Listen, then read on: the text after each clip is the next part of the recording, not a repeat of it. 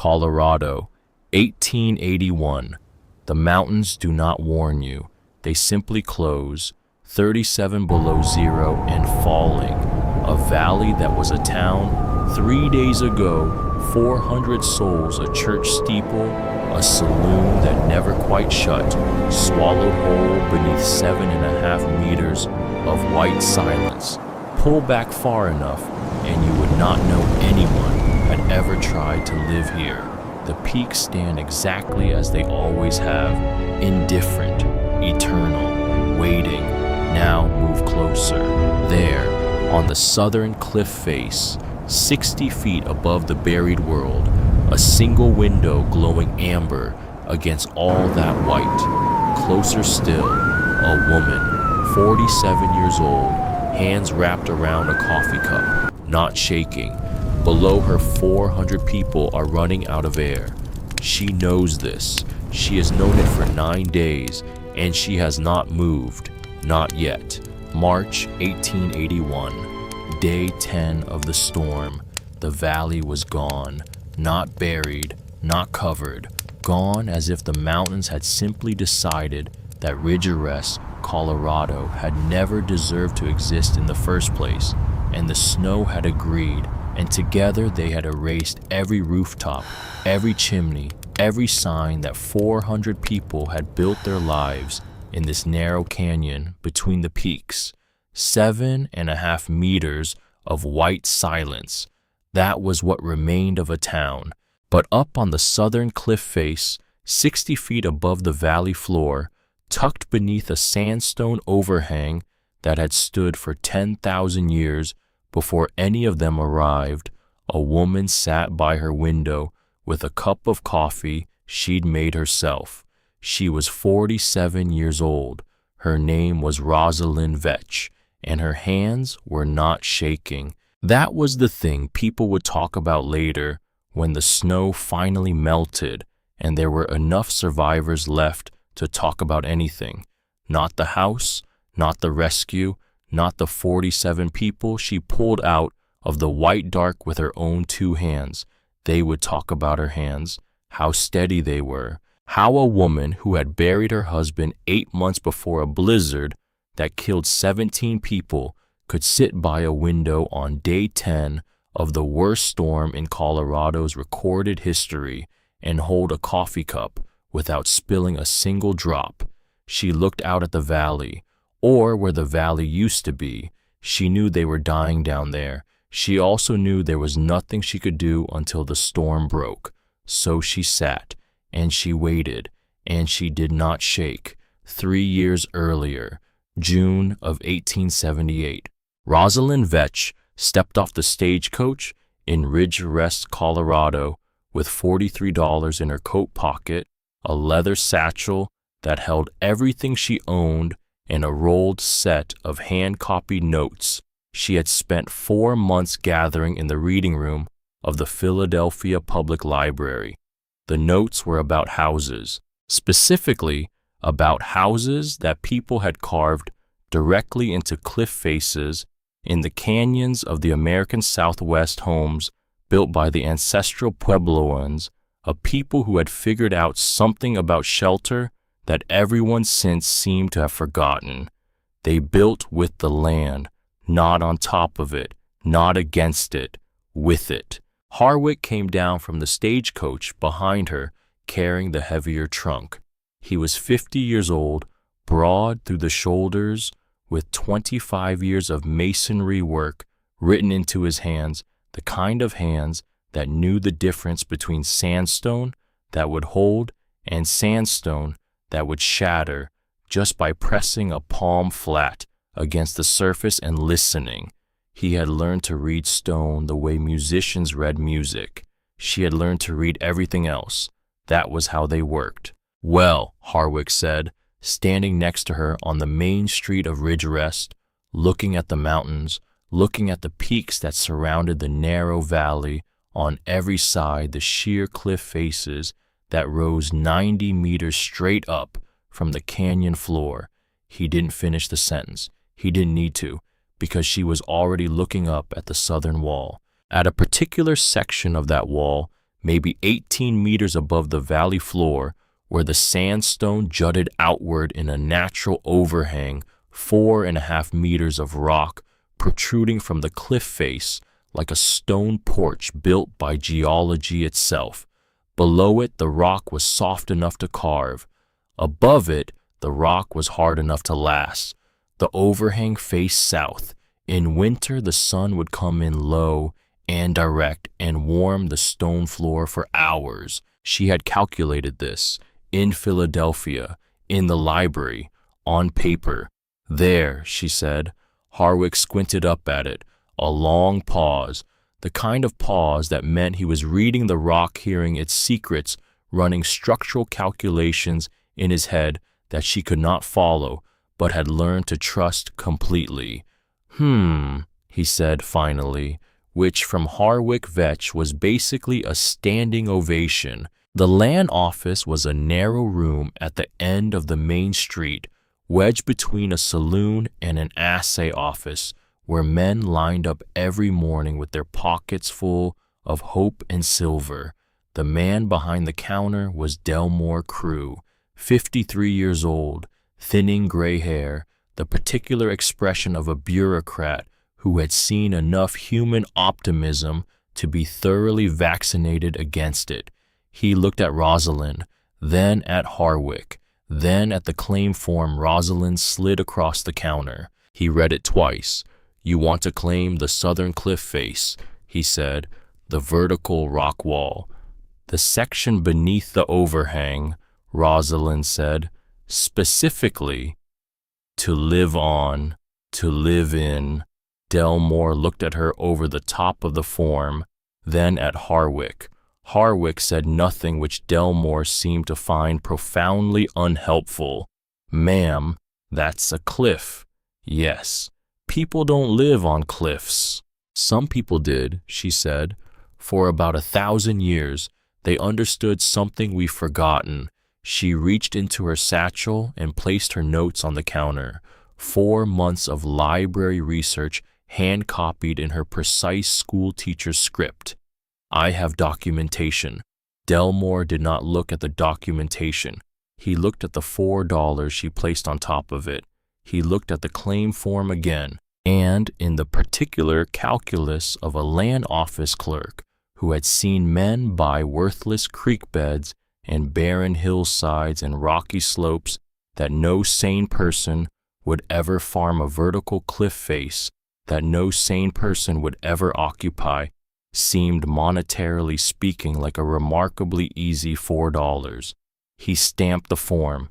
"It's your cliff," he said. Philip Croft was already there, a man in his mid-50s in a practical rain jacket that said he'd been driving to rural properties for 20 years and had learned to dress accordingly. He shook her hand. He looked at her the way people who delivered difficult news looked at you before they delivered the rest of it. "It's better inside," he said. "That is the particular efficiency of a mining boom town. It has no newspaper, no telegraph, no organized system of communication. What it has is men with opinions and time between shifts, and that turns out to be faster than any of those other things. The stonemason and his wife had bought the cliff. They were going to live up there, like birds, or lunatics, or both. The man who found this most entertaining, most immediately, most loudly, most publicly entertaining was Sperling Haas, 51 years old, owner of the largest dry goods store in Ridgeres, owner of 6 valley lots he had purchased for almost nothing, and was now selling for fortunes to men who arrived on every stagecoach with silver fever and not enough sense to negotiate. He had a 3-story house going up at the north end of the valley, imported timber from Denver glass windows, a wrap-around veranda that looked out over the town like a reviewing stand. The house was costing him $11,000. He wanted everyone to know exactly how much it was costing him. He was standing in front of the assay office when he heard about the cliff. He laughed so hard He had to put a hand on the wall to stay upright. "The widow's perch," he said. Someone pointed out that she wasn't a widow. "She will be," Sperling said once her husband falls off it. The name stuck, the widow's perch. It spread through Ridgerest in an hour. By the time Rosalind walked into the general store the next morning for flour and lamp oil, 3 separate women found reasons to look away from her, not out of malice exactly, more out of the particular social embarrassment of being near someone who has publicly marked themselves as a fool. The exception was a woman named Vanda Crew, Delmore's wife, 40 years old, dark-eyed, with a directness that her husband had never quite known what to do with. She had come to Ridgerest from Ohio 3 years ago and had never fully arrived in the social sense, never found the precise frequency that the other women of Ridgerest operated on, never figured out the unspoken rules of who stood next to whom at church and who spoke first and what subjects were dangerous and which were safe. She looked at Rosalind across the flour barrel. "I heard what Sperling called it," Vanda said. Rosalind met her eyes. "So did I." "He's been calling things names his whole life," Vanda said. "His batting average isn't great." It was not, in the grand scheme of things, a dramatic declaration of solidarity, but Rosalind had been in Ridgerest for less than 48 hours, and it was the first sentence anyone had said to her that wasn't either pity or contempt. She bought an extra pound of flour and said she'd see Vanda at church, which was not nothing. Construction began in June of 1878.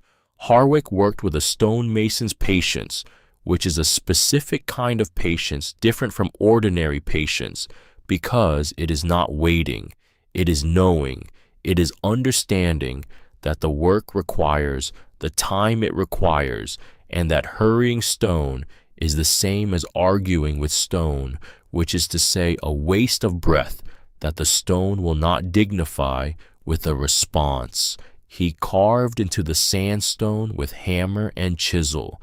14 months. The main chamber came first, 6 meters wide, 4.5 meters deep, ceiling rising to 2.5 meters at its highest point. Then the bedroom carved from the same living rock. Then the storage room connected by a short passage. And the whole time, the whole 14 months, Rosalind worked beside him. This is the part the town didn't see. They saw her going up the narrow goat path with supplies. They saw her coming down for more. They constructed in the way that people construct narratives about women.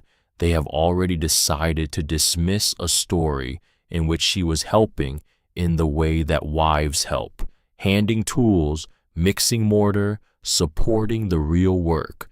That was not what was happening. What was happening was Rosalind Vetch was learning stone. She had read about it in Philadelphia.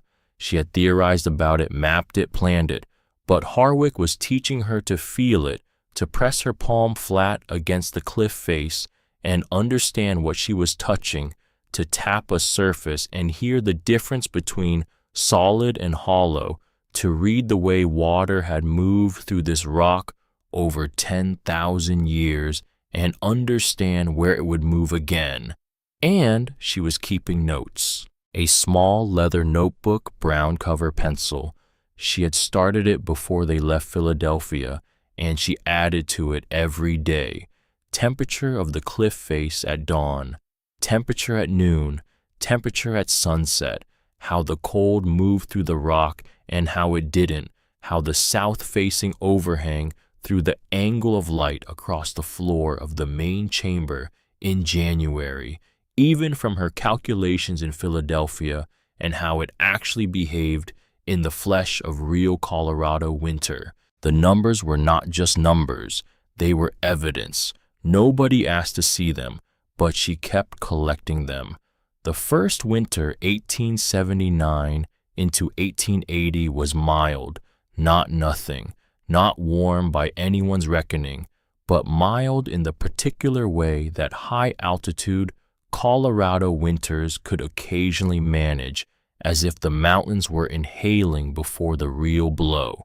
The widow's perch performed exactly as Rosalind had calculated it would. The overhang threw snow well clear of their entrance.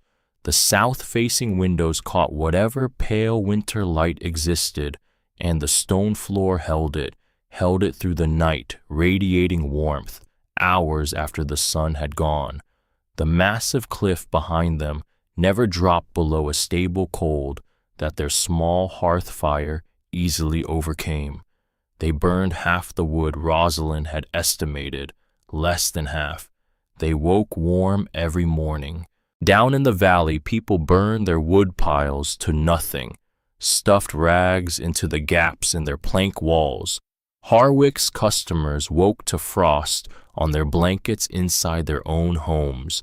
Sperling Haas's $11,000 house, with its 3 stories and its Denver glass windows and its wrap-around veranda, proved drafty in ways that its architect had not anticipated and its owner found deeply insulting. But when people admitted it reluctantly to each other and never directly to Rosalind, they said it was because of the mild winter, lucky year, easy season, not a real test.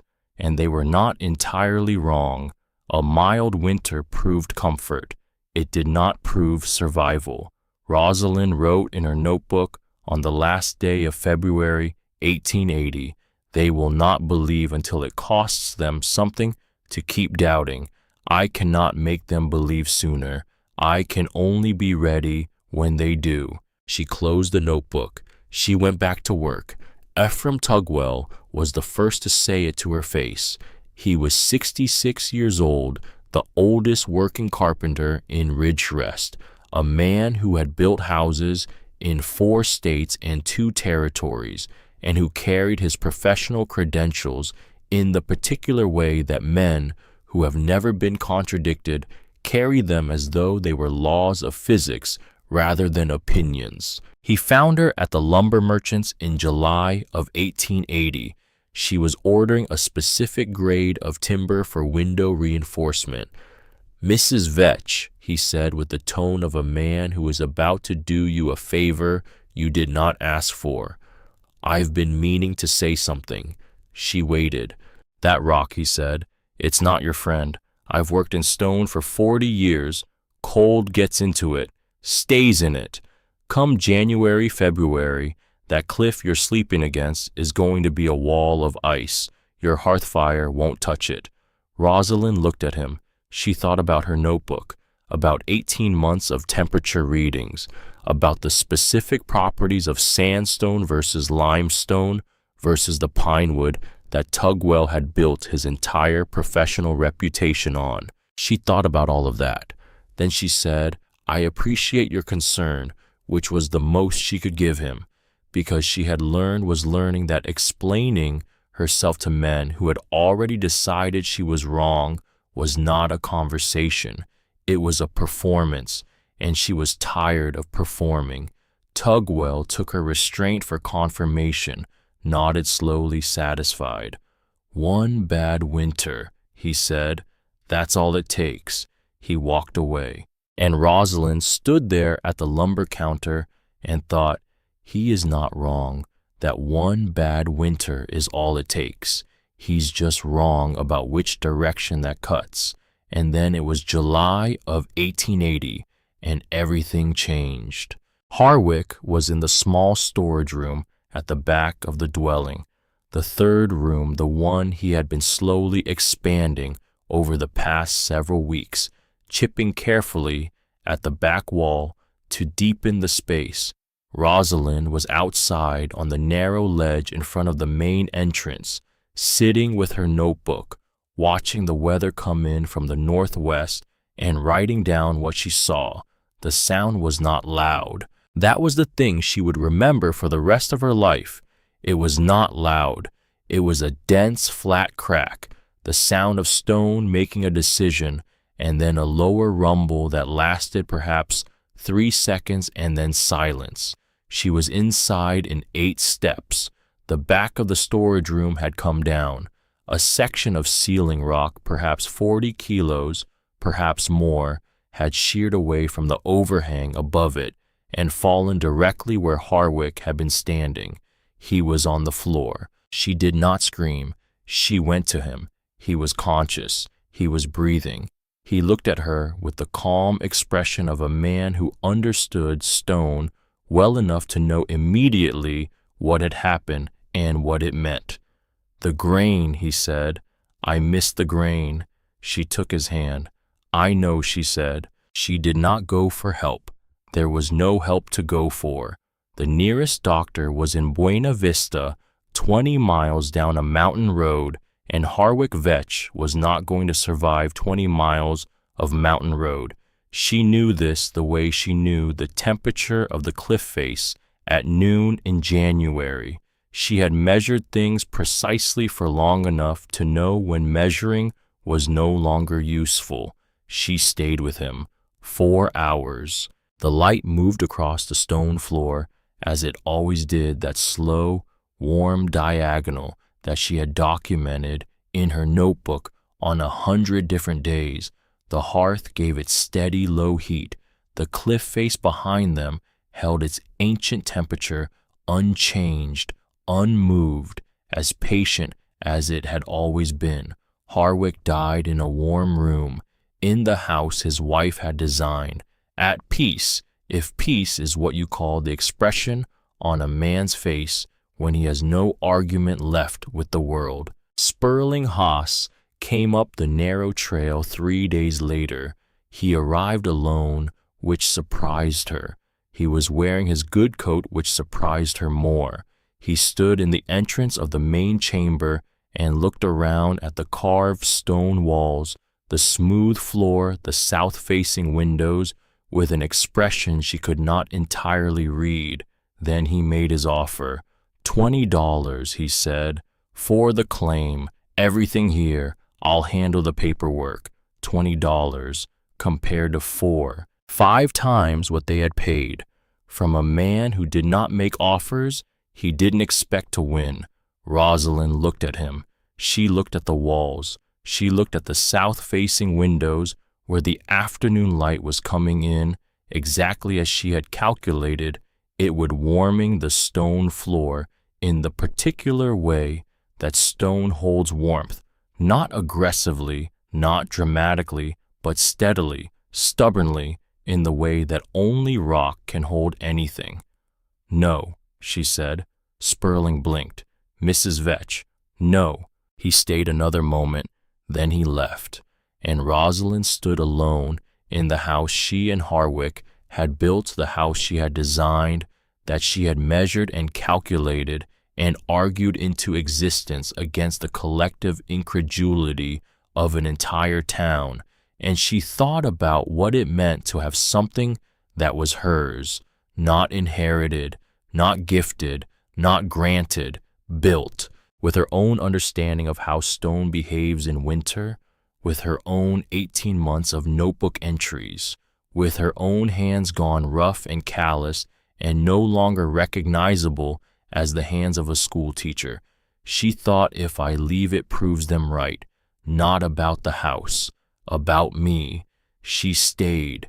The winter of 1880 into 1881 was her first winter alone. She learned things about the house that she had not known when Harwick was there, small things, the way the back wall of the storage room, the undamaged section, the part that had not come down, felt 3 degrees warmer in January than the outer walls, the heat of the earth itself seeping through, the way the overhang above the entrance created a small zone of still air just outside the doorway, so that stepping out in the morning was not the immediate blast of cold she had expected. She wrote all of it down. She also learned things about herself, that she could split wood, that she could do it badly at first and better later, and eventually efficiently, which is not the same as quickly, but is more important, that the silence of a house built into a cliff face in Colorado in February is different from every other kind of silence she had known. It is not empty. It is solid.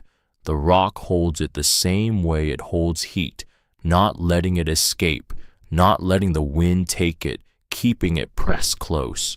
She had not expected to find that comforting. She did. Vanda Crew came up the trail in January, carrying a covered pot of soup using her free hand to grip the rope Rosalind had fixed to the rock face for exactly this purpose. She came inside. She set the pot down. She stood in the middle of the main chamber and pulled off her gloves and pressed both palms flat against the stone walls. She stood like that for a long moment, feeling. Then she looked at Rosalind. Then, for no particular reason, or for every reason, or for the specific reason that two women who had both been told for long enough that they were wrong about things develop a kind of private frequency between them that requires no explanation. They both started laughing. Not polite laughter, real laughter, the kind that has some grief in it and some triumph and some simple, incredulous relief at still being upright. "It's warm," Vanda said, as if this were the funniest thing she'd ever said. "I know," Rosalind said, "in January. I know. Ephraim Tugwell told Delmore that you'd be dead by Christmas." "I'm aware. He owes me $2, Vanda said, which made Rosalind laugh again, harder this time. Spring of 1881. The snow retreated from the southern slope first, as it always did. The overhang dripped steadily for 3 weeks. The trail down to the valley turned to mud, and then slowly back to something walkable. And in late April, on a morning when the light came in through the windows at the particular angle that meant the worst of the cold was finally over, Rosalind was in the storage room, working on the back wall, extending the space that had partially collapsed when Harwick died. When she felt it, moisture, not from above, not seeping down from rain or snow melt, which she had planned for and directed away with careful stone channels from behind. She pressed her hand against the rear wall of the storage room in the lowest corner and felt it, a slow, steady dampness that was not cold the way surface water was cold, but cool in a deeper way, the way underground water is cool. She took her chisel, careful, methodical. 3 inches into the rear wall she found it, a seep, a natural spring filtering through the sandstone, emerging from the living rock in a thin, steady, perfectly clear trickle of water. She sat back on her heels. Harwick had looked for a water source for 2 full years. He had tested the rock in 7 different locations. He had concluded with the authority of a man who knew stone that the cliff face above the valley did not hold a usable spring. He had been looking in the wrong corner. She had found it 8 months after he died, by accident doing the work he hadn't finished. She sat there for a long time in the spring half-dark of the storage room with the trickle of water running over her fingers, and she thought about what it meant that the thing he had searched for was here the whole time, waiting for someone to finish the room he hadn't finished. Then she got up. She built a small stone channel to direct the flow. She positioned a clay crock beneath it to collect it overnight. By morning, she had 3 gallons of water she had not carried up from the valley. She did not tell anyone. That summer she worked. She deepened the storage room where the spring was lining the channel with flat stones to keep it clean. She expanded the wood storage area at the back of the main chamber. She laid in provisions, dried beans, salted meat, cornmeal coffee enough to last 6 months if she needed it to. She also, in the evenings, on the nights when the long summer light lingered, and she sat by the window, with her notebook began to compare 3 years of data, temperature readings taken at the same times, every day in the same locations, in every season, wind behavior, snowdrift patterns, the way the valley channeled air from the northwest. She could see it from up here, could watch the weather come in, and predict with increasing accuracy what it would do. There was a pattern in the last 3 winters that made her uneasy. Each year, the early season indicators had been trending toward conditions she had no historical reference for. The frost was coming harder and faster. The cliff face temperature in October was doing something she had not seen in her first 2 winters. She went to Delmore Crew, October 1880. She brought her notebook. She sat across from his desk in the land office and explained what she had been measuring and what she thought it meant. She was precise. She did not dramatize. She showed him the numbers column by column, and she said, "I think this winter is going to be different. I think it could be significantly worse than anything this valley has seen. I think people need to prepare differently." Delmore looked at the notebook. He looked at her. She could see him, and this was not a criticism. It was just an observation she had made about people before and would make again. She could see him trying to locate the right filing system for what she was showing him. What category did this go in? A woman? A notebook? Numbers about rock temperatures? A dead husband? An eccentric dwelling on a cliff that everyone had been calling the Widow's Perch for 2 years. He was a good man. She was fairly sure of that. Good men could still be wrong. "Mrs. Vetch," he said carefully, "I appreciate you bringing this to me." She waited.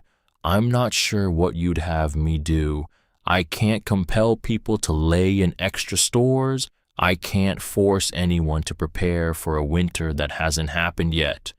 "No," she said, "you can't." She took her notebook back. "But you could mention it," she said, "to people who have more influence in this valley than I do. You could suggest that this might not be a normal winter. You could let them make their own decisions with more information than they currently have." Delmore nodded slowly. "I'll mention it." He mentioned it. She learned later from Vanda that he had raised it at the merchants' meeting in November, that Sperling Haas had said, "I've been listening to mountain weather folklore my entire career, and I have yet to profit from it," that the room had laughed and moved on. She was not surprised. She went home, up the narrow trail hand over hand on the fixed rope in the November cold. She laid in more rope, extra lengths coiled and stored against the cliff wall. She sank iron rings into the rock face at specific intervals above, below, to either side of the entrance. Anchor points, if she ever needed to descend on ropes, if the trail was buried. She did not speak about this preparation out loud, not even to Vanda. Some preparations are for speaking about, some are for doing. And then there was a family named Paris. They had arrived in Ridge Arrest in September late in the season, which already said something about the kind of luck they were working with. Willard Paris, a miner, and his wife Noreen, and their son, Wilder, 4 years old. He had the cough that Rosalind recognized before she was introduced, a chronic low persistent cough that came from the lungs rather than the throat, the kind that cold air aggravated and damp air made worse, and that every winter pressed harder on the chest that held it. She saw Noreen at the general store in October buying extra blankets. "Your boy," Rosalind said. Not as a question. Noreen looked up. She was 32, tired in the way that mothers of sick children are tired, not from lack of sleep, though there was that too, but from the sustained effort of managing fear. "He's had it since he was 2, Noreen said. "The doctors in St. Louis said the dry air out west might help." Rosalind looked at the blankets in Noreen's arms. She looked at Noreen's face. She thought about the winter that was coming, about what she believed based on 3 years of data and 30 years of paying attention to things people told her were not worth paying attention to was going to descend on this valley in a matter of weeks. She thought about a 4-year-old boy with a chronic lung condition in a wood frame house with gaps in the planking and moisture problems that no blanket was going to solve. "Mrs. Paris," she said, "when the weather turns very bad this winter, not just bad, but very bad, I want you to bring Wilder to the cliff dwelling, to my home. Do you know where it is?" Noreen blinked. A pause. "The widow's perch." Yes. Another pause. The kind that comes with the social arithmetic of a woman trying to weigh a strange offer from a strange woman against the immediate practical reality of a sick child. "Why?" Noreen asked. "Because it stays warm," Rosalind said. "Because the air stays dry. Because if what I think is coming actually comes, wood frame houses in this valley are going to become very dangerous very quickly. And because your son should not be breathing cold air in January if he doesn't have to." She pressed a hand into her coat pocket and found a folded piece of paper, a rough map. The cliff trail marked clearly. The anchor points indicated the best approach from the valley floor. She handed it to Noreen. "Whether you come or not," she said, "is entirely your decision, but I wanted you to have the option." She walked out, and Noreen Paris stood in the general store holding a piece of paper with a map on it and 4 extra blankets and the quiet dawning awareness that something about this winter might be different from what she had planned for. November became December. December became January.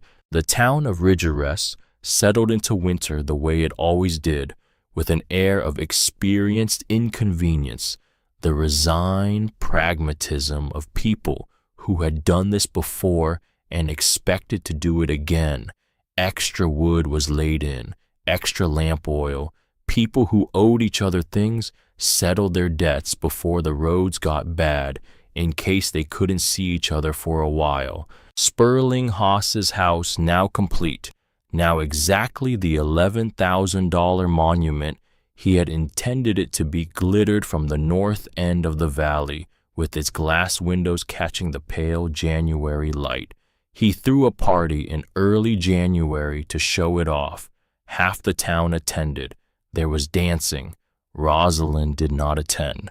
She was up on the cliff face with her notebook, watching the sky do something she had not seen it do before. The temperature had been dropping in a specific pattern, not evenly the way ordinary cold drops, but in intervals, each one deeper and longer than the last, as if something very large were stepping toward the valley, and each step landed a little harder. The wind was wrong, coming from a direction it rarely came from, carrying a moisture content she could feel in the back of her throat. She wrote the date at the top of a new page, January 28th, 1881. She wrote, "It is coming." She wrote, "I do not know exactly when, but I know what it will be." 4 days before the first flake fell, she went inside. She checked her ropes. She checked her stores, 6 months of food, 3 gallons of spring water per day, replenishing in the stone channel enough lamp oil to last through April. She added another coil of rope to the stack by the door. She built up the hearth fire. She sat by her window in the last of the January light and looked down at the valley where 400 people were going about their lives in their wood frame houses and their glass-windowed mansions and their carefully ordinary faith that what had always been survivable would always be survivable. She thought about Wilder Paris and his cough. She thought about the piece of paper she had given Noreen. The wind picked up, just slightly, just enough. She pulled her shawl tighter and watched the dark come down over the mountains and the stars come out, and the peculiar stillness that sometimes precedes a storm settle over the valley below. She did not sleep much that night. She was ready. February 1st, 1881. It started as snow, which in Colorado in February, at an elevation of 8,000 feet, was not news. Snow started, snow stopped, snow accumulated and melted and accumulated again. The people of Ridge Arrest had made their peace with snow, the way you make peace with a difficult neighbor. You acknowledge it, you work around it, you don't let it run your life. This was different. Rosalind knew it on the second day, not because of how much snow had fallen, though it was already more than average, already piling against the valley buildings in ways that made people frown at their wood piles and do arithmetic, but because of the quality of it, the texture, the particular density of the flakes and the angle of the wind and the temperature reading she took at dawn on February 2nd against the outer face of the cliff. She wrote the number in her notebook. Then she wrote, "This is not going to stop." Then she closed the notebook because there was no more time for writing. By day 3, the valley floor had disappeared, erased. The snow came sideways, driven by winds that screamed down from the peaks with a fury that felt personal, as if the mountains had finally lost patience with the little town squatting at their feet. Drifts climbed past windows, past rooftops, past chimneys. Rosalind stood at her south-facing window, inside warm, the hearth fire steady at her back, and watched Ridge Rest disappear, one building at a time. The general store went first, swallowed to its eaves by the end of day 2, the saloon next, then the church steeple, the one landmark she had always been able to see from the cliff, vanished sometime in the night between day 3 and day 4, and in the morning there was nothing below her but white, just white, in every direction, an absence so complete it looked like the world had been erased and someone had forgotten to draw it back in. She thought 400 people are down there. She thought, and I am up here. And then she did not let herself think anything else because thinking was not useful right now. What was useful was checking her supplies. What was useful was keeping the hearth fire at exactly the right level, warm enough to maintain the stone's stored heat, conservative enough to stretch her wood through whatever this was going to be. She checked everything. Firewood stacked to the ceiling in the storage room, enough for 8 weeks. Food, 6 months. Cornmeal, dried beans, salted meat, coffee because some things were not negotiable, water, the spring in the back wall, trickling steadily, filling her clay crocks every night without fail. Rope 4 coils, plus the iron rings sunk into the cliff face outside the entrance anchor points at 12-inch intervals from the ledge down to the valley floor. 60 feet of anchored descent. She had installed them in November. She had not told anyone why. She was starting to understand why. Day 5. The wind dropped slightly, just slightly, and in that brief relative quiet, she heard something she had not expected to hear. Voices, faint, coming from below, from somewhere in the white void that used to be a town. She could not make out words. She could not even be certain she was hearing voices and not wind through rock formations doing something that sounded like voices. But she pressed her ear to the cold glass of the window, and she listened, and she thought, someone is shouting. Someone is trying to be heard, and nobody was close enough to hear them, except her. She pulled on her coat, her heavy wool, her work gloves, the ones with the leather palms, not the knitting gloves she wore inside. She opened the door to the ledge. The cold hit her like a wall, cold as a physical force, cold with mass and intent, the kind of cold that made the inside of your nose freeze on the first breath and made your eyes water instantly and freeze the water on your lashes before it could fall. She stood in it for exactly 3 seconds. Then she went back inside, because there was nothing she could do. Not yet. Not in this. Descending those ropes in these winds would not save anyone. It would add her to the count of the dead, and she was not prepared to be added to that count. She was prepared to be useful, but useful had a specific timing requirement, and that timing was not yet. She went to the window instead. She sat. She watched the white void where the town used to be, and she waited in the way that is not the same as doing nothing, the active, disciplined, agonizing wait of a person who understands that timing is the difference between rescue and recklessness. Inside the buried houses of Ridge Arrest, people were making calculations, grim ones.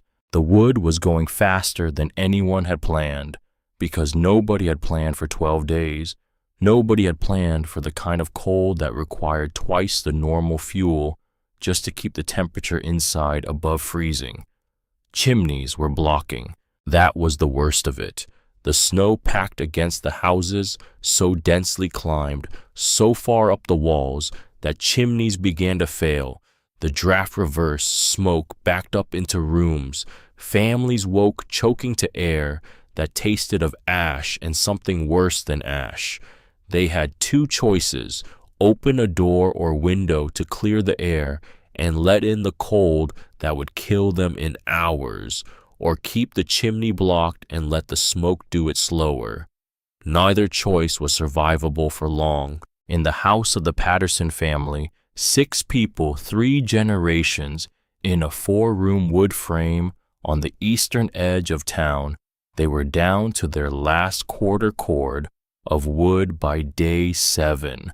The grandmother was not well. The 2 youngest children hadn't eaten properly since day 4, because warm food required fire, and fire required wood, and the wood was almost gone. They sat in the dark, because lamp oil like wood ran out, and they waited for the storm to break, for someone to find them, for something to change. Except nothing changed. The snow kept falling, the cold kept deepening, and on the south cliff face, 60 feet above all of it, Rosalind Vetch kept her hearth burning at exactly the right level, and her ropes coiled by the door, and her notebook open on the table, writing down everything she could see and measure and calculate, because she had learned long ago that the act of measuring was the act of not panicking, and she could not afford to panic. Not yet, not until there was something to do with the energy. Day 7, she found herself talking to Harwick, not out loud, not exactly, more like conducting a conversation in the part of her mind that had never fully accepted that he was gone, the part that still reached for his opinion, the way you reach for a tool you've used so long, it feels like an extension of your hand. The trail is buried under 6 meters, she told him, probably more by now, and she could hear him, or the version of him she carried, working through it, thinking the way he thought. Practical, sequential, no drama. The ropes go from the ledge to the valley surface, he would say. The snow has a surface. If it's packed dense enough to have a surface, you can walk on it. She had thought of this. She had been thinking about it since day 3. You can't dig through 6 meters of snow, she told him. You don't dig through it, he would say. You dig down from the top. Find what's sticking up. Chimneys stick up. She looked at her ropes. She looked out the window at the white void below. I'll need to wait for the wind to drop, she said. Obviously, he would say, which was so exactly him that she had to close her eyes for a moment. Then she opened them. She went back to watching the wind. Day 8. Something happened at the north end of the valley. She heard it before she saw it, or rather she felt it, a low-frequency vibration that traveled through the cliff face and into the stone floor and up through her feet. a structural sound, the sound of something large failing. She pressed against the window. Through the blowing snow, thinner now, slightly thinner, the wind starting to exhaust itself, she could make out a shape at the north end of the valley, or where the north end used to be, a shape that had been there and then wasn't. Sperling Haas's $11,000 house, 3 stories of imported timber from Denver, glass windows shipped from the city, a wraparound veranda that looked over the town like a throne. The north wall had come down. She could not see the details from here. What she could see was the shape of what remained, and what remained was not 3 stories. What remained was considerably less. She sat with that for a moment. She did not feel satisfaction. She had been very careful over the past 3 years not to want Sperling Haas to suffer, not because she owed him charity, she didn't, but because wanting people to suffer is a weight you have to carry yourself, and she had enough to carry. What she felt was something more complicated than satisfaction. She felt afraid for him, and she felt underneath that a bone-deep vindication that she was not proud of, but was not going to pretend wasn't there. The widow's perch, she thought, still standing. Day 9. The wind began to change, not stop, not even significantly slow, but change direction, shifting by degrees, losing some of its grinding horizontal force. The snow was still falling, but falling more nearly vertically, which meant the overhang above her entrance was doing its work, throwing the accumulation well clear of her door, keeping the ledge in front of the entrance passable. She had not been outside since day 3. She went out on day 9, just to the edge of the ledge, just to look. The surface of the snow below was she stood there staring at it and had to recalibrate what she was seeing several times before it resolved into something her mind could accept. A landscape. That was what the valley floor had become, rolling and smooth and featureless the way a field looks when it's been plowed flat and hasn't been planted yet.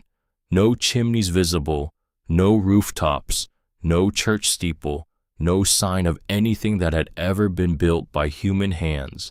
7.5 meters. She had estimated 7.5 meters, and she thought she had been right, which meant she was standing approximately 25 feet above the surface of the snow that had buried 400 people. She went back inside. She sat down at the table. She opened her notebook to a clean page, and she wrote in the careful pencil script that had not changed since she was a school teacher in Philadelphia. Day 9. Wind shifting northwest to north. Snow decreasing. I believe the storm is in its final phase. 24 to 48 hours remaining. Then she wrote, I am going to need to move quickly when it stops. And then because she was alone and there was no one to see it, and she had been alone for 9 days in a blizzard that had killed people she knew, I am frightened.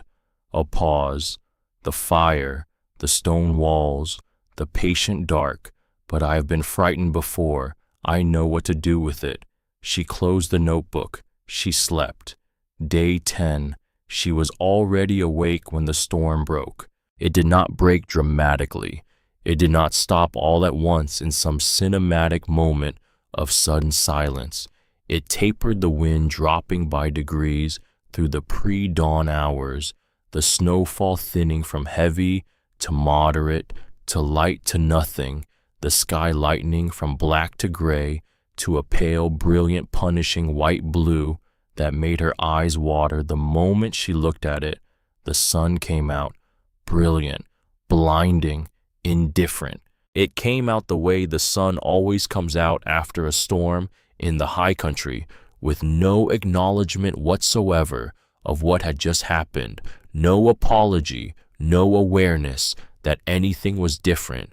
The sun did not care about 12 days. The sun was just doing what the sun does. Ridgerests glittered below her like something that had never been a town. She gave herself 10 minutes. She sat by the window with her coffee because she had planned well enough that she still had coffee, which felt like a small extravagance and therefore felt necessary, and she looked down at the valley and she thought about what she was about to do. What she was about to do was descend a cliff face on ropes, drop onto the surface of 7.5 meters of packed snow, and find every chimney that was still smoking, because smoke meant fire, and fire meant someone alive enough to maintain it. She thought about Wilder Paris and his cough. She thought about the Patterson family and their corner of the valley. She thought about whether Sperling Haas was alive in the ruins of his $11,000 house. She drank her coffee, then she put the cup down. Precisely. In its place on the shelf Harwick had cut from the stone wall. She put on every layer she owned. The descent was harder than she had practiced it, because she had practiced it. Of course, she had practiced it. She was Rosalind Vetch. She practiced things, but she had practiced in October, when the cliff face was dry and the air was merely cold rather than whatever this air was. And she had practiced in daylight descents of maybe 15 feet. This was 60 feet. In morning air that was somewhere below -20. In gloves that were thick enough to keep her fingers alive, but thin enough to feel the ropes. She went over the edge, hand over hand, iron ring to iron ring. The cliff face close to her face, the sandstone rough and cold and absolutely, completely solid, which was in this moment the most comforting sensation she had experienced in 10 days. She did not look down until she had to.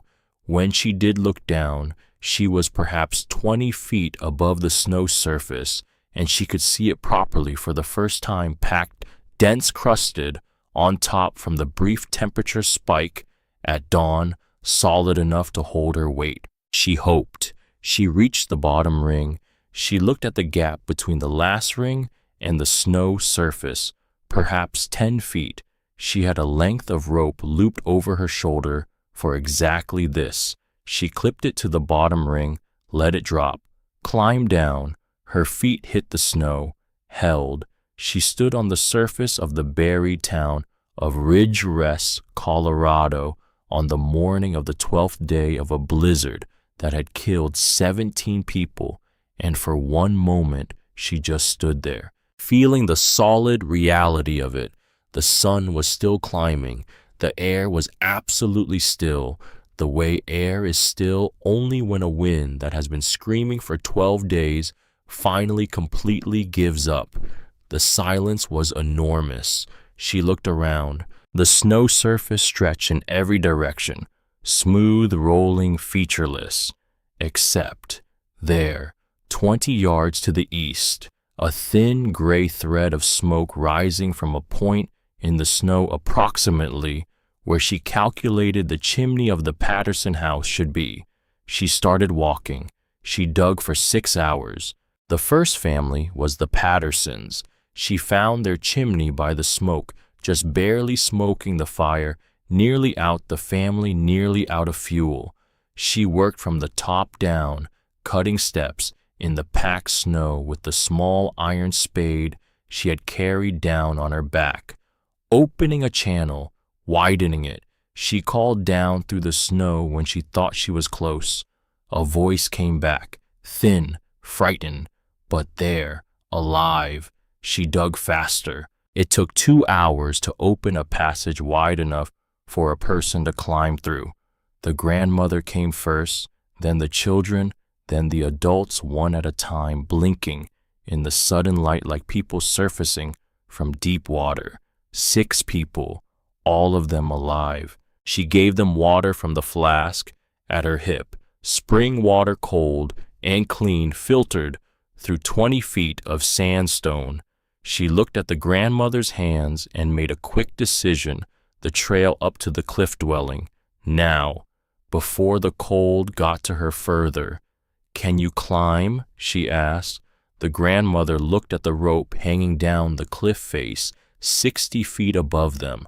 "I can try," she said, which was exactly the right answer. She got them up. Then she came back down. The Hendersons were next. South side of the main street, 2 adults and a baby. The baby was the reason she moved faster to the second chimney than she might have.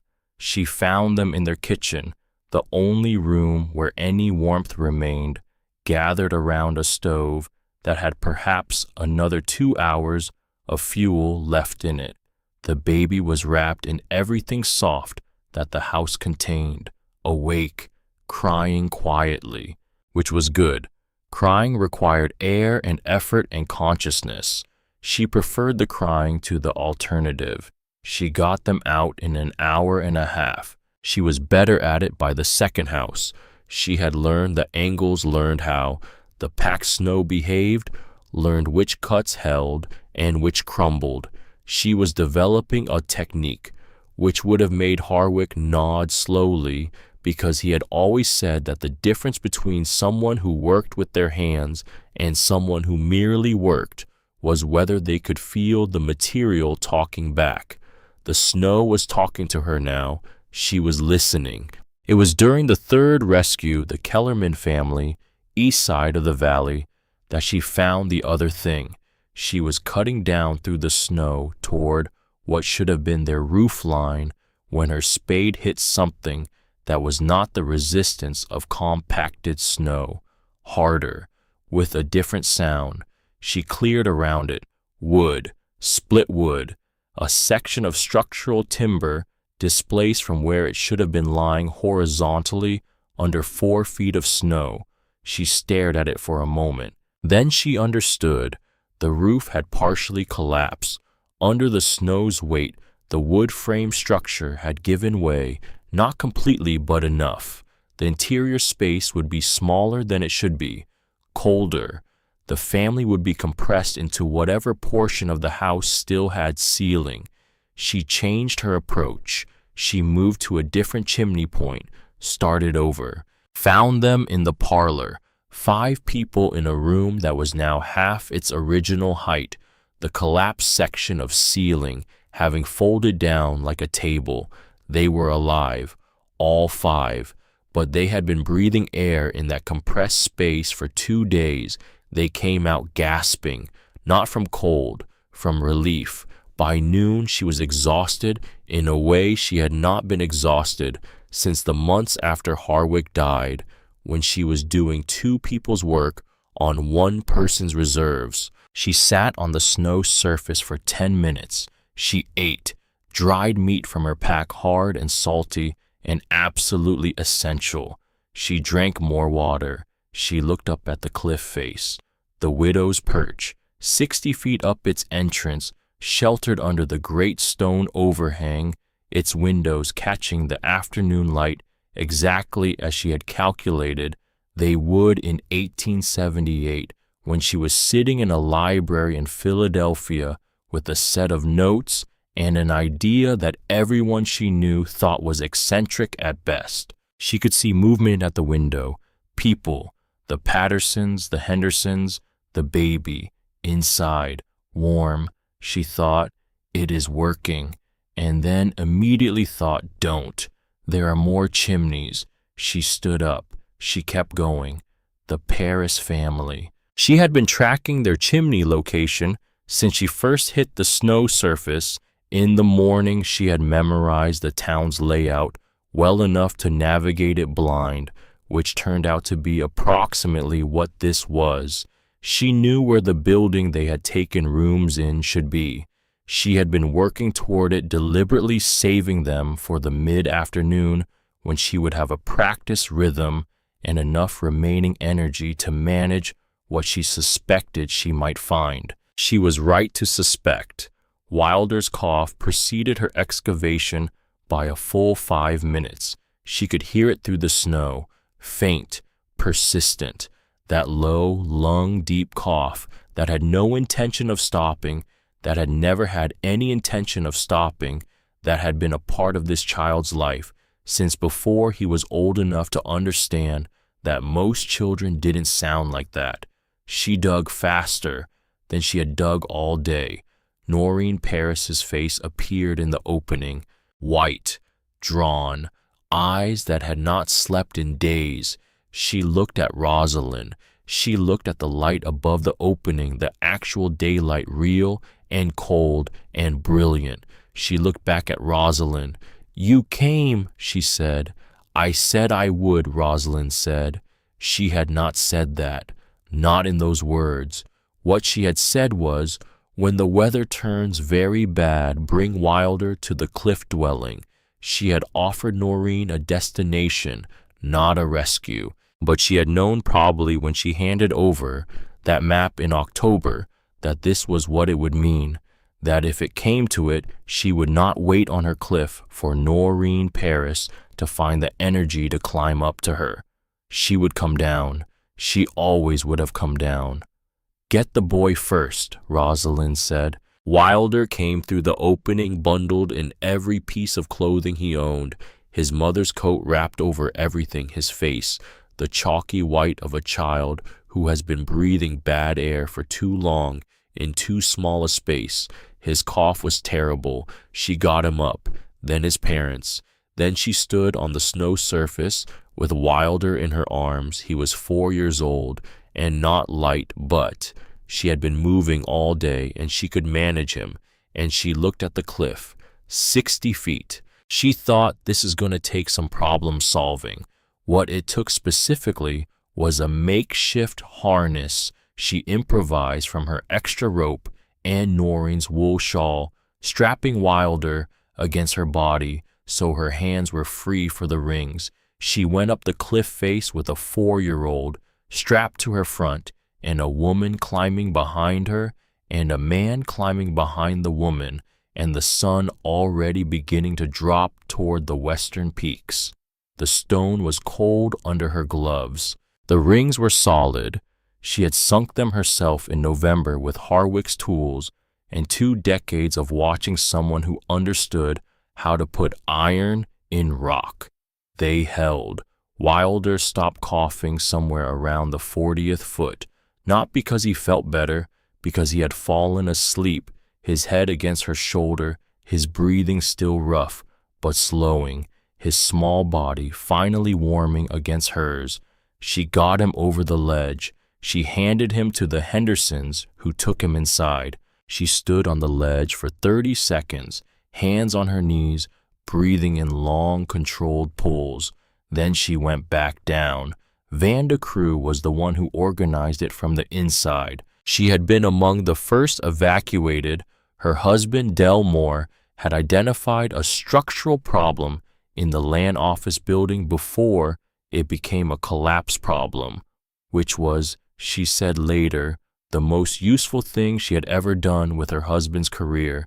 And once she was inside the widow's perch, she had taken one look at the space, at the people already there, and made a series of immediate practical decisions. Bodies in the main chamber for warmth, children closest to the hearth, adults rotating through the warmth and giving it back.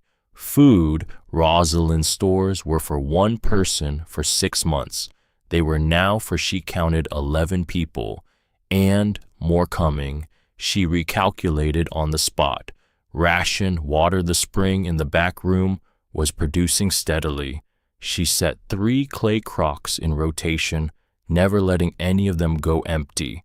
When Rosalind came back over the ledge at 4 in the afternoon with the Paris family, she stepped inside and found 17 people in a space designed for 2, and they were warm and nobody was panicking, and Vanda Crew was standing in the middle of it all with the expression of a woman who has found perhaps unexpectedly what she is actually for. Rosalind looked at her. Vanda looked back. 16 more to find, Rosalind said. Go, Vanda said, which was in its way the most efficient conversation either of them had ever had. Rosalind went back down, and again, and again. The afternoon light was failing by the time she pulled the 7th family over the ledge. The temperature was dropping again. the day's brief warmth giving way to the deep cold that followed storms in the high country, the kind of cold that was arguably more dangerous than the storm itself, because it caught people in the relief of thinking the worst was over. She worked by lantern light for the last 2 hours. She found chimneys by their outlines, against the snow, dark spots, in the white slightly warmer than their surroundings, visible only if you knew what you were looking for and your eyes had adjusted to the half-dark. She had been outside in conditions she would not have called survivable 12 days ago for 11 hours. She was still upright. She thought, this is what the cliff dwelling was for. Not the daily comfort, not the money saved on firewood, not even the 3 years of notebook entries that had let her see this coming before anyone else. This specific night, this specific capability, the ability to be useful when usefulness required more reserves than a person who had spent 12 days in a wood frame house would have left. She had reserves because the house had kept her, and the house had kept her because she had spent 3 years listening to the stone, and the stone, patient as it always was, had not had anything new to tell her. It had just kept telling her the same thing. I endure. Build with me, and you will too. She found Sperling Haas on day 11. The kitchen of his house was the only portion of it still structurally intact. The north wall had gone down on day 8. The east and west walls had followed on days 9 and 10. What remained was the kitchen one room at the south end of the building, insulated on 3 sides by packed snow and on the 4th by the stub of the remaining south wall. Inside were 4 people: Sperling, his wife Cordelia, 2 daughters 14 and 16. They were alive, barely. Sperling was in the worst condition. His face was wrong, the particular wrongness of frostbite that had gone far enough that she couldn't immediately assess the extent of it. He was conscious but not entirely present, his eyes tracking her without full comprehension. She got Cordelia and the girls out first. Then she went back for Sperling. He was heavier than she expected. He was also, she noticed, wearing only a wool jacket over his shirt, which meant that at some point in the past 12 days, he had given his heavy coat to one of his daughters. She did not revise her opinion of him, but she filed it somewhere. She got him upright, got his arm over her shoulder, started moving. At the base of the cliff, she had to stop and figure out the specific logistics of getting a semi-conscious man up 60 feet of cliff face on a rope system designed for one person. She stood there for 2 minutes working through the angles in her head, the same way she had stood in the storage room in 1878 with her pencil and notebook, working out how south-facing windows would track the winter sun. She figured it out. It took everything she had left, but she got him up. He collapsed onto the ledge at the top. She crouched beside him and turned his face toward hers to check his eyes. He looked at her, really looked, and then he looked past her at the stone entrance above them, at the overhang that had kept the ledge clear of snow throughout the entire 12 days, at the warm light coming from inside. He looked back at her. The widow's perch, he said, barely audible. She heard it. She did not respond. She put her arm under his and got him through the door. Inside, 41 people, in a space designed for 2, warm, breathing, the hearth fire steady, the spring in the back room trickling, Vanda moving between people with the calm authority of someone who had found a purpose she intended to keep. Rosalind stood in the entrance for a moment. She counted 6 more chimneys, 6 more families she had not yet reached. Tomorrow morning, first light, she would go back down. She looked at the room, at the Paris boy Wilder, asleep against his mother in the warmest corner his breathing rough but regular. At the Patterson grandmother, her hands wrapped around a cup of weak broth. At Delmore Crew, sitting against the far wall, with an expression on his face that she recognized the expression of a man rearranging his understanding of the world. Vanda caught her eye from across the room. She tipped her head. "Are you all right?" Rosalind tipped hers back. "Yes." She went to the hearth. She added one log, the right amount, not too much, not too little. She knew this hearth the way she knew her own hands by now, knew exactly what it needed and when. She made coffee. There was enough for everyone to have a small amount.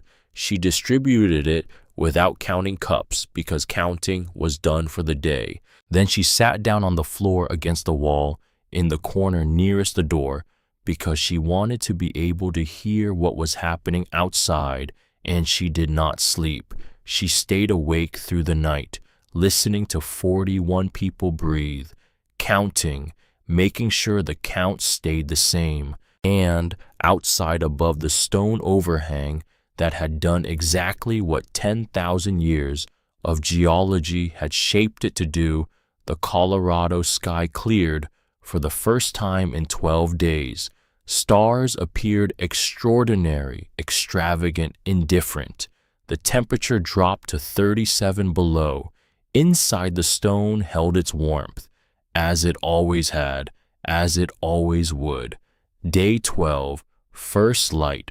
Rosalind had not slept, not because she couldn't, not because she was too cold or too frightened or too wired from the previous day's impossible work, but because 41 people were breathing in a space designed for two, and someone needed to stay awake and count those breaths, and she was the one who knew how to count things without anyone asking her to. So she counted all night, 41 in, 41 out. The hearth fire she fed with the precision of someone who understood exactly how much heat a stone room needed, and how much fuel it took to produce that heat, and how many hours remained until dawn when she could go back down. At 4 a.m, Wilder Paris coughed, long, rattling, the kind of cough that made every adult in the room shift slightly, involuntarily, the way people shift when they hear a sound they don't want to hear. Then it stopped. He turned over against his mother, went back to sleep. Rosalind let out the breath she had been holding, counted again, 41. Dawn came slowly, the way dawn comes after storms, cautious, almost apologetic, as if the sky wasn't sure the ground wanted any more light after what had just happened to it. Rosalind was at the window before the sun cleared the eastern peaks, looking down. The snow surface below was different from yesterday. The night cold had hardened the crust. Good, more solid to walk on, less likely to break through into the soft pack underneath where walking became impossible and panic became the most dangerous variable. She thought 6 more chimneys. She thought maybe, because she had been accurate about the first 11 locations, working from memory, and 3 years of knowing this town from above, watching it the way you watch something you love, slightly differently than the people inside it, from a distance that allows you to see the whole shape at once. But 6 more chimneys assumed 6 more families who had stayed put, who had not tried to move, who had not opened a door to the outside on day 8 when the smoke got bad and the decision between freezing and suffocating became immediate and terrible. Some of them might have tried to move. She didn't let herself finish that thought. She put on every layer she owned for the second time in 2 days. Vanda was awake. Of course, Vanda was awake. Vanda Rosalind had concluded sometime around 2 a.m. was one of those people who ran on less sleep than seemed physiologically justifiable, or perhaps she slept in tiny, invisible increments, catching minutes the way you catch light through a moving canopy. She was already redistributing the food stores when Rosalind came to the door. "How long?" Vanda said. "6 households, half a day, maybe more. We have food." "I know." Wilder's breathing better. Rosalind looked over at the corner where the Paris family still slept. Wilder's chest rising and falling, the dry, warm air of the cliff dwelling doing exactly what she had told Noreen it would do back in October at the general store when she had handed over that map. "Good," she said. Vanda looked at her for a moment, the particular look of a woman who is about to say something practical because saying something emotional would take longer and there isn't time. "Come back," Vanda said. "I intend to," Rosalind said, and she went over the edge. The first chimney of day 12 was the Calloway family. She found them faster than any rescue from the day before. She was better now her body had learned the snow. Her arms knew the ropes, her eyes could read the slight variations in the white surface that indicated structure underneath. The Callaways' 4 people, cold, frightened, but intact. She got them up in 90 minutes. The second chimney was the Murphys, 3 people. Their woodpile had run out on day 9, and they had burned furniture chairs first, then the kitchen table, then something that had once been a wardrobe to stay alive. The wardrobe had bought them 2 days. She got them up in 2 hours, the third chimney, and then the fourth. By midday, she had reached 31 people pulled from the buried town. By midday, the widow's perch contained more people than it had ever been designed to hold, more than she had ever imagined it holding, and she caught herself measuring things by what Harwick would have imagined and stopped. He was not here. She was here. She was the one on the ropes. She kept going. The 5th chimney was the problem, because the 5th chimney was where the Breckenridge house used to be, and the Breckenridge house had been one of the oldest wood frame structures in the valley, built in 1871, before most of the boom money arrived, built fast and cheap, with green timber that had never fully dried and walls that had been patched and repatched every winter since. She found the chimney. She started digging. Except the first cut of her spade went through not just snow, but snow and rotten wood, which meant the roof had come down, not partially, completely. The snow had simply pressed down through the aged timber until the timber stopped pretending it could hold anything. She stopped.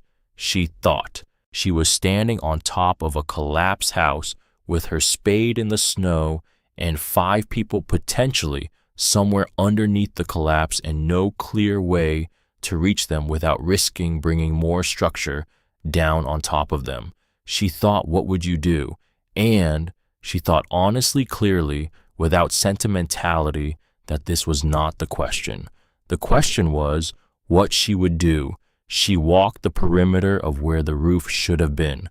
She probed the snow at intervals with the spade handle, looking for the particular resistance pattern that meant debris rather than solid snow, which meant structure, which meant cavity, which meant there, northeast corner. The spade handle dropped 6 inches further than it should have at a point she estimated was above the original kitchen corner.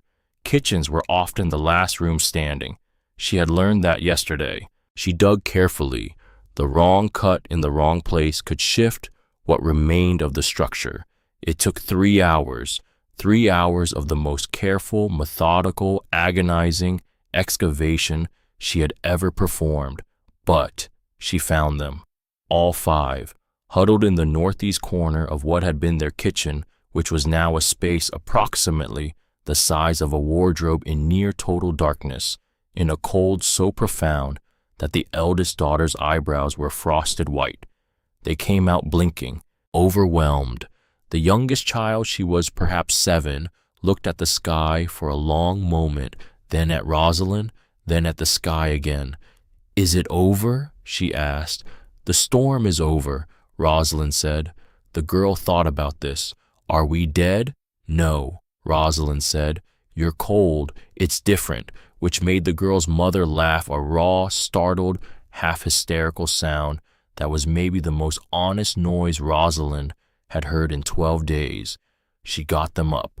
The sixth chimney, the last one. Her route through the buried town had described a rough spiral working outward from the center, and the last chimney on her mental map was at the far north end of the valley, where Sperling Haas's house used to stand. Not the Haas kitchen she had accessed that the day before found Sperling and his family. The sixth chimney was behind it, a smaller structure, a storage building that Sperling had constructed 3 years ago to hold overflow inventory from his store, a single-room building, low-ceilinged, built solid because it held valuable goods and he had paid for solid construction. She had not considered it yesterday. She considered it now because there was smoke, thin, almost nothing, but there. She dug. Inside were 2 of Sperling's employees, men who had taken shelter in the storage building when the main house started failing on day 8, who had burned packing crates and then a small inventory of hand tools, wooden handles only, not the metal, and who had survived barely on a combination of canned goods from the shelves and the kind of stubborn determination that men who are good at physical work sometimes discover they have when everything else is stripped away. They were fine, exhausted and frostbitten and smelling of smoke and canned peaches, but fine. She got them up, and then she stood on the snow surface of what had been Ridge Rest, Colorado, in the afternoon light of the 12th day after the storm began, and she looked up at the cliff face, at the widow's perch, 47 people, in a house that cost $234 to build, including the $4 land claim, in a house that everyone in that valley had called a folly, a lunacy, a widow's perch, in a house that was still standing. She started climbing.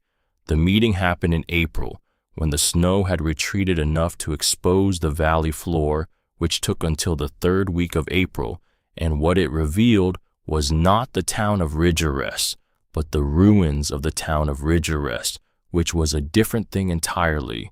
Every building in the valley had collapsed or stood damaged beyond repair, or stood technically upright but structurally compromised in ways that made continued occupation inadvisable at best and suicidal at worst. Sperling Haas's house, a pile of splintered imported timber and shattered glass, $11,000, gone. The meeting was held at the base of the cliff because there was no building left to hold it in.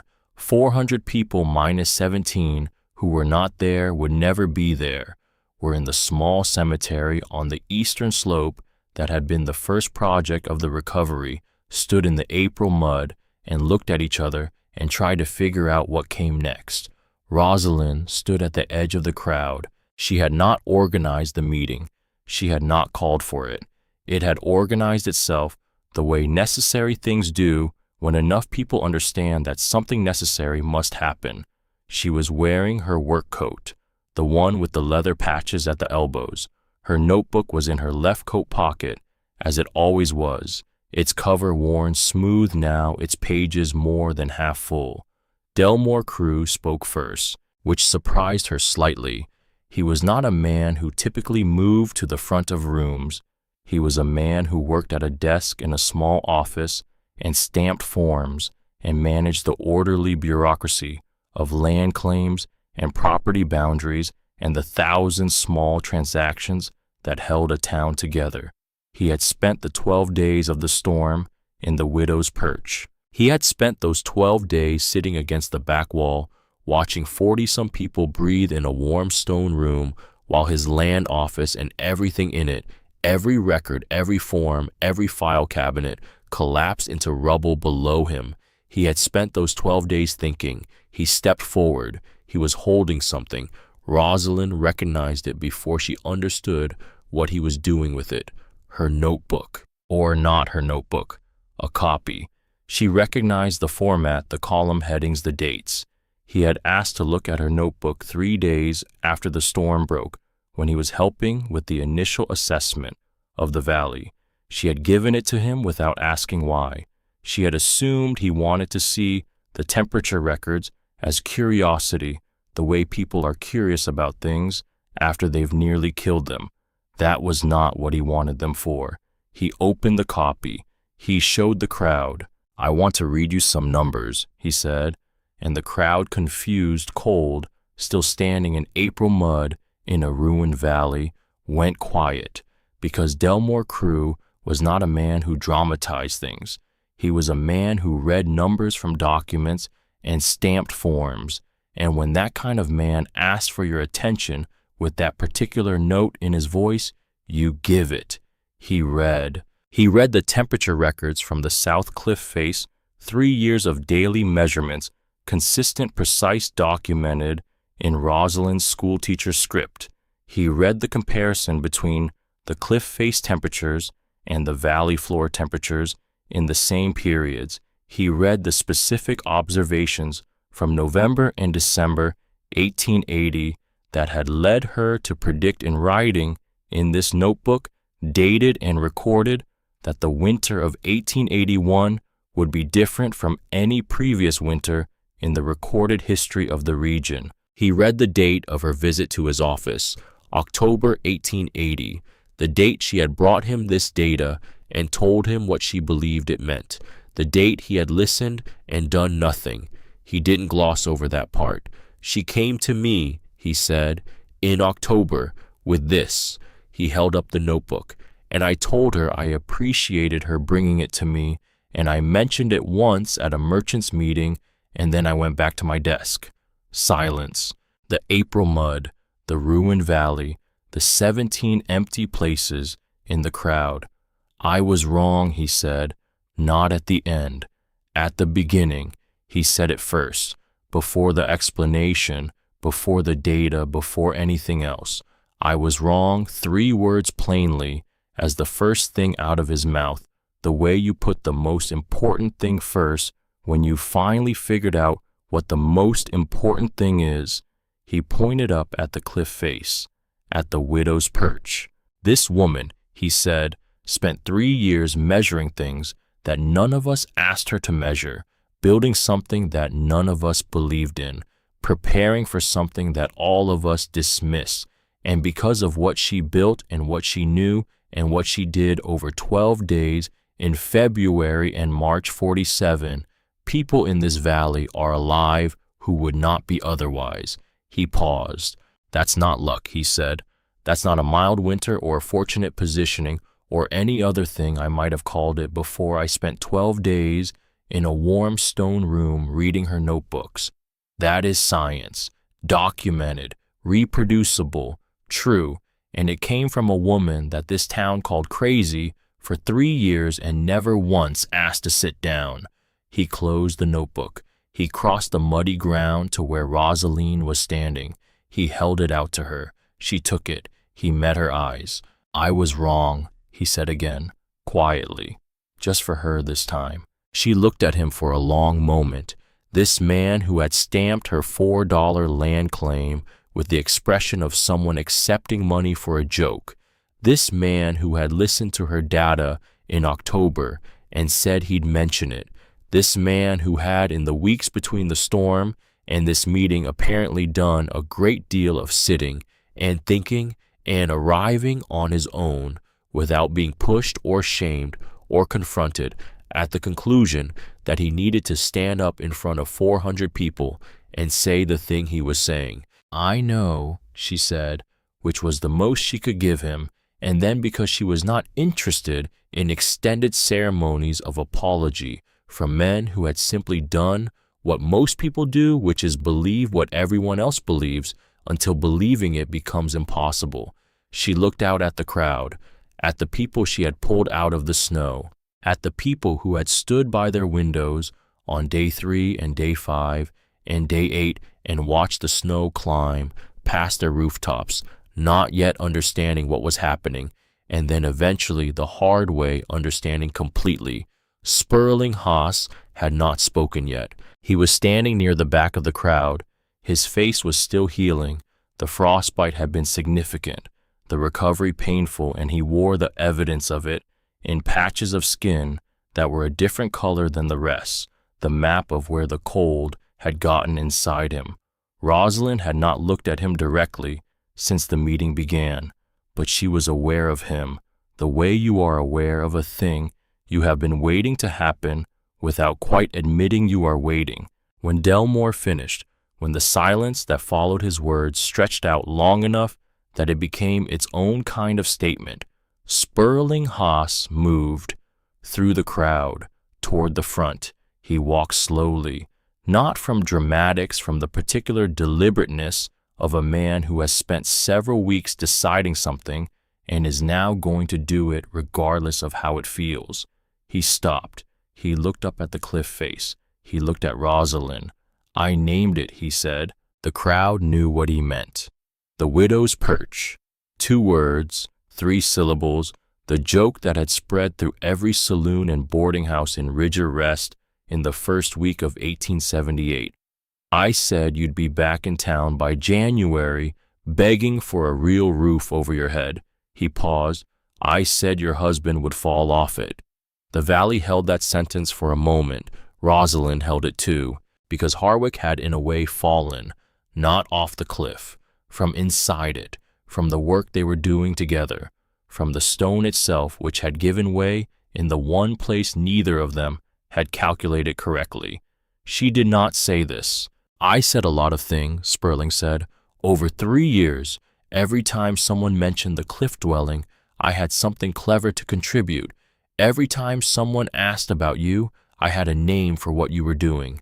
He looked down at his hands, the frost-bitten hands healing permanently changed. "I was the richest man in this valley.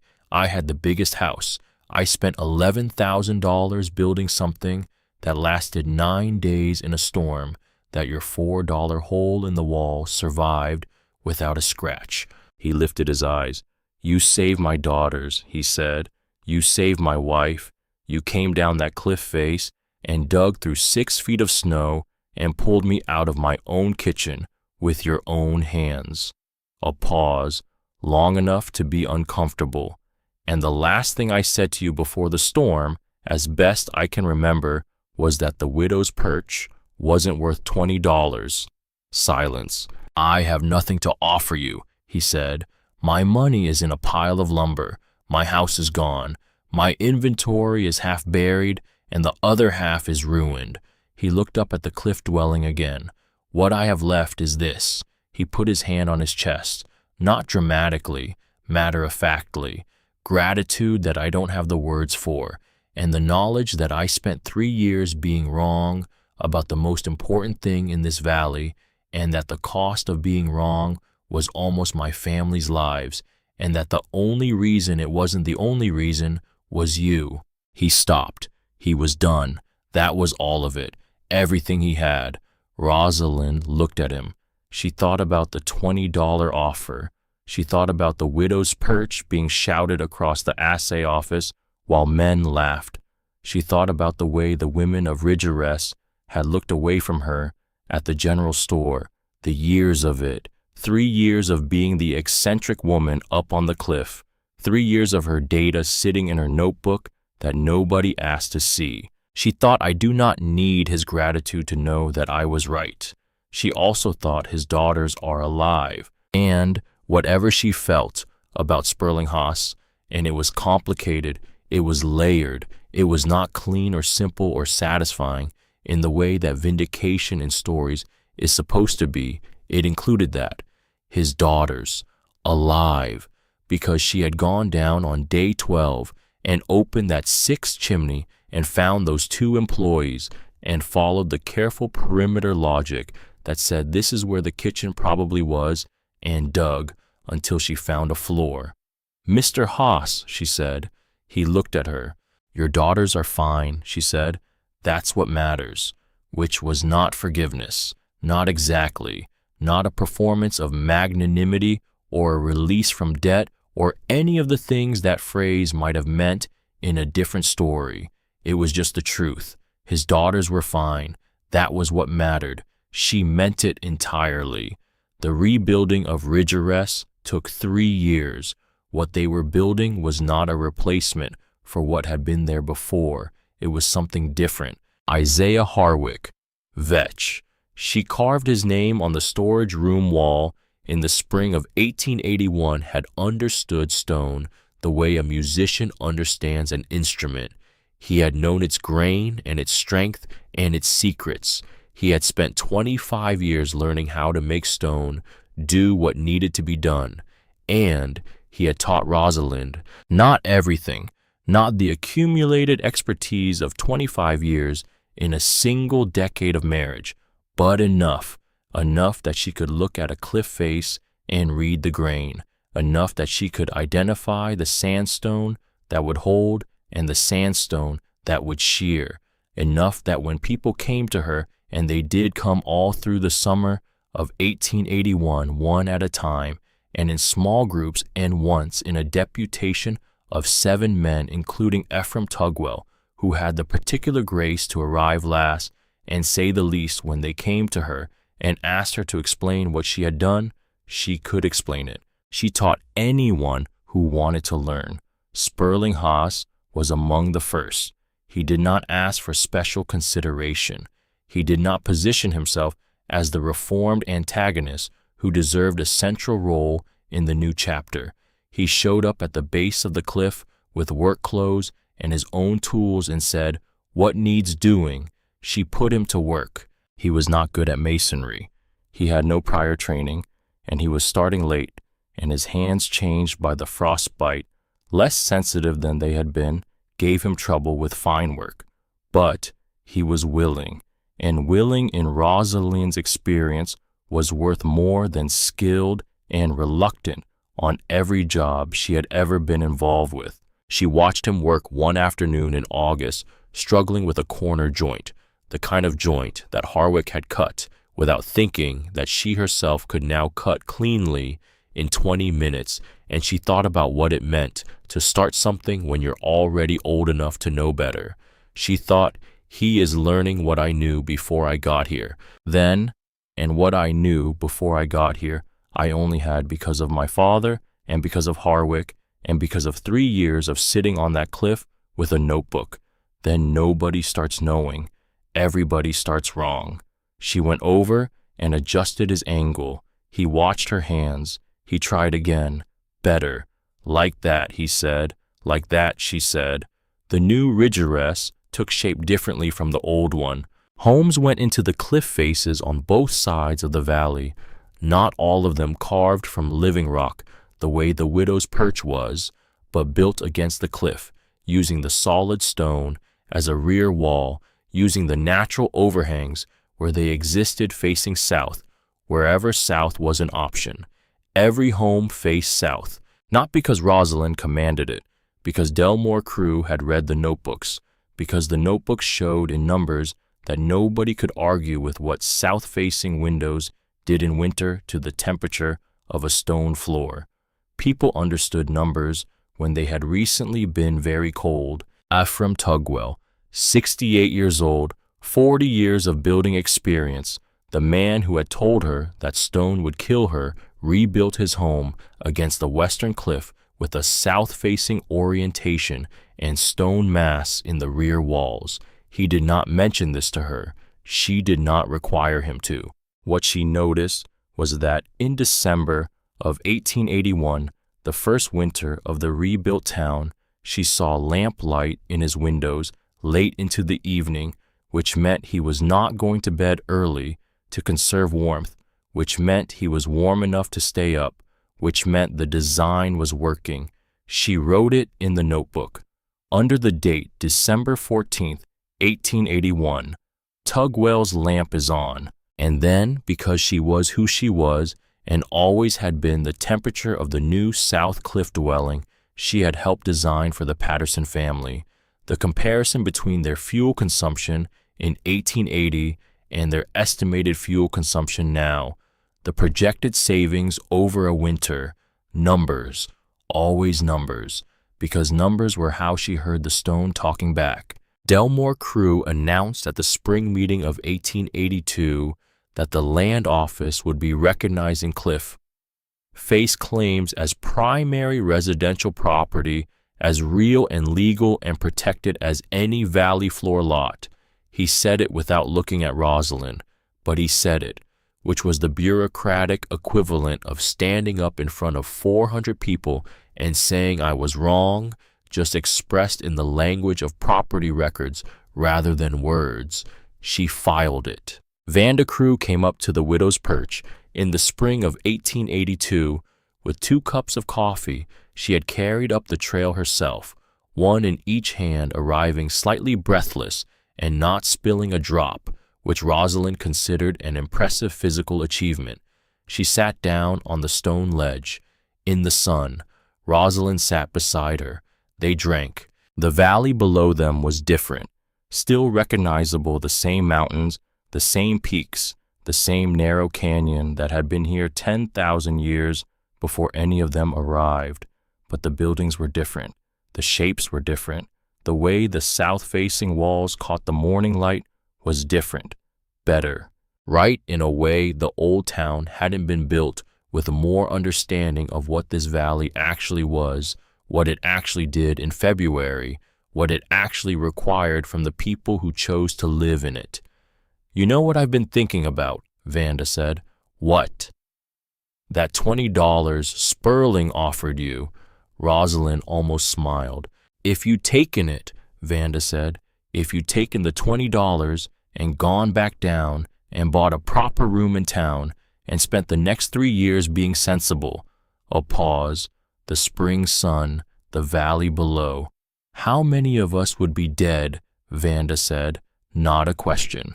Rosalind thought about it, really thought about it, not the rhetorical version, the actual calculation. 47 people survived in the cliff dwelling, 17 died in the valley. If there had been no cliff dwelling, those 47 would have been in the valley too, with no guarantee of survival, with significantly reduced odds. A lot, she said. A lot, Vanda agreed. They sat with that for a while. Do you ever? Vanda started, then stopped. What? Do you ever wish he had been here to see it? Harwick. Rosalind looked out at the valley, at the new south-facing walls, at the stone that held everything held.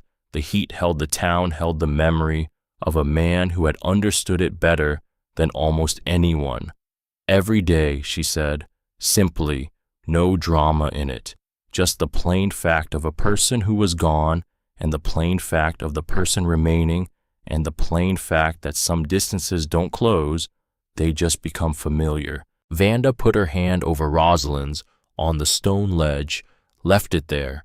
They finished their coffee. 3 weeks after that, on a morning in May, when the snow was finally gone from everything except the highest peaks, Rosalind went into the storage room. The spring was running as it always ran, patient, steady, emerging from the rock in a thin, clear, perpetual trickle that had been there before her and would be there long after. She knelt by the channel she had built. She put her hand under the water, cold, real, filtered through 20 feet of sandstone. She thought about Harwick pressing his palm against the wall where the spring hid itself and not finding it, testing 7 different locations and concluding it wasn't there. He had been wrong about this one corner, which was the thing she had never allowed herself to fully think through because it felt like a betrayal of a man she had loved and lost, and she had not wanted to betray him even in her thoughts. But here, alone with the spring water running over her fingers, she let herself think it. He had been wrong, not about stone, not about masonry, not about the fundamental principles that had made this dwelling possible, but about this specific wall, this specific corner. He had missed it, and she had found it, 8 months after he died, in the wreckage of the room where he had died, doing the work he hadn't finished. She had found the thing he couldn't, which was not a betrayal to acknowledge, which was just what had happened, what was true, the way numbers were true. She sat back on her heels. She opened her notebook to the last written page. She read what she had written there. The entry dated October 28th, 1880, the night after she came back from Delmore Crew's office. If I am right, no one will know I was ready. If I am wrong, no one will be alive to care. She read it twice. Then she turned to the next blank page. She wrote the date May 9th, 1882. She wrote, "The spring is still running. The town below is different from what it was. 47 people are alive who might not be. I found the water he couldn't find. I finished what we started." She stopped. She thought for a long moment, listening to the trickle of the spring, the particular silence of a stone room in mourning. Then she wrote one more line. He would have loved this. She closed the notebook. She stood up. She walked to the entrance and stood under the great stone overhang that had sheltered everything: the entrance, the ledge, the beginning and end of every climb, every descent, every rope-weighted night and coffee, warm morning of the past 4 years. The sun was coming in at the angle she had first observed in a library in Philadelphia. The stone floor was warm under her feet. Below, the valley of Ridgeway was waking up. She could hear it, the sounds of building, of work, of people who had learned something the hard way and were applying what they'd learned. Hammers on stone, the particular sound of a chisel finding the right line in the right rock. She listened, and she thought, this is what it was for: not to be right, not to survive, not even to save 47 people, though she would carry each of them, all of them, for the rest of her life. It was for this moment, the valley below, learning what the stone had always known, what she had spent 4 years in a marriage and the worst winter in Colorado history understanding. Build with the earth, not against it, with it. On the stone above the entrance, with Harwick's tools and her own steadier than anyone had expected hands, she carved 4 words. He read it. She kept it. Van de Croo was the only person who asked what it meant, which meant Van de Croo was the only person Rosalind told. It held. The stone always held.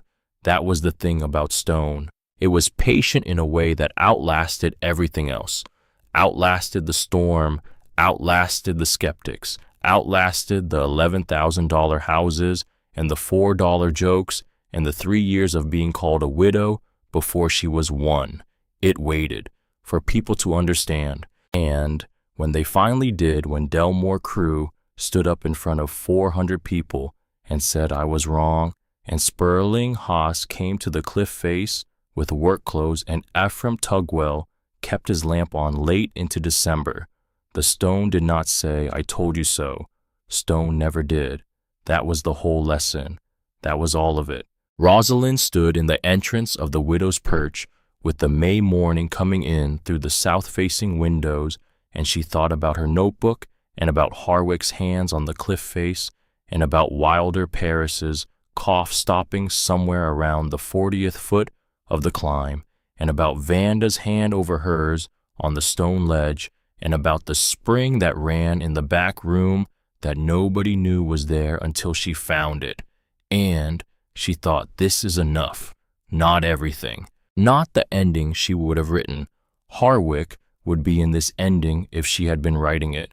He was not here, but what they had built together was, and what she had built alone, the things she had found and finished and carried forward after he was gone, those were here too.